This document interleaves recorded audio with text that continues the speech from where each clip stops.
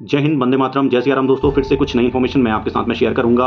आपको जैसा कि पता है कि मिडिल ईस्ट में अभी लड़ाई का 1 हफ्ते से भी ज़्यादा टाइम हो चुका है और आपके मन में भी काफ़ी प्रश्न होंगे कि जो ये लड़ाई चल रही है इसमें जो ईरान के अलावा जितने भी खाड़ी के देश हैं वो भले ही मुस्लिम देश हैं, लेकिन वो इस लड़ाई में अमेरिका का और इसराइल का साथ क्यों दे रहे हैं। तो इसके पीछे 2-3 रीज़न हैं दोस्तों, जो मैं आपके साथ में शेयर करूँगा। क्या होता था कि 1979 से पहले, जब तक ईरान में इस्लामिक क्रांति नहीं आई थी, तो ईरान में भी राजशाही का ही जो तंत्र चला करता था, जैसे अरब के बाकी देशों में वो अभी भी है, जैसे यूएई है, बहरीन है, कुवैत है, यहाँ पर राजा का ही शासन है। तो 1979 में जब इस्लामिक क्रांति आई ईरान में, उससे पहले जो इनके जितने भी शासक थे, जैसे वो हक्कामनी डायनेस्टी हो, उसके बाद में सफ़ाविद हो, फिर उसके बाद में कज़ार हो और लास्ट में पहलवी डायनेस्टी को ही हटा के खमनई ईरान के सुप्रीम लीडर बने।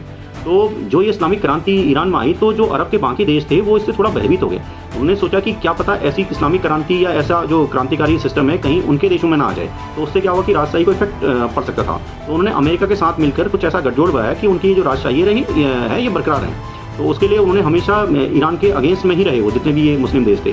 तो अभी इस लड़ाई में भी यही हो रहा है, वो ईरान के अगेंस्ट में, इसलिए एक तो शिया सुन्नी का कॉन्फ्लिक्ट तो है ही है, क्योंकि जैसा आपको पता है कि ईरान एक शिया देश है और बाकी जितने भी और मुल्क हैं वहाँ पर वो उनकी जो जनसंख्या है वो सुन्नी बहुत ज़्यादा है उसमें।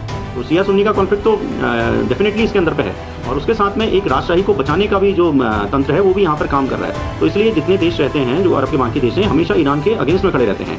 और इसमें इनसे जो सीख है वो हमारे भारतीय मुसलमानों को भी लेनी चाहिए कि भाई किस तरह से ये जो मिडिल ईस्ट के देश हैं, ये कितना इनमें कॉन्फ्लिक्ट है। आप लगा लीजिए, शिया और सुन्नी के बीच में शिया सुन्नी की मस्जिदें अलग होती हैं, शिया सुन्नी के कब्रिस्तान अलग होते हैं, शिया सुन्नी की कोई भी चीज़ एक दूसरे से वो चाहते नहीं कि उनकी मैच करी जाए। तो कहने के लिए भारत में कुछ और इसका नैरेटिव गढ़ा जा रहा है, लेकिन अगर इसकी हकीकत में देखा जाए तो इसका नैरेटिव आपके सामने ही है। तो इसलिए मैं फिर से आपसे कहूँगा कि सिर्फ और सिर्फ अपने देश के हितों को देखिए, दूसरे देश में क्या हो रहा है उससे आपको कुछ लेना देना नहीं है। तो ऐसी कुछ इन्फॉर्मेशन लेके मैं फिर से आपके समक्ष हाजिर होऊंगा। तब तक के लिए जय हिंद, वंदे मातरम।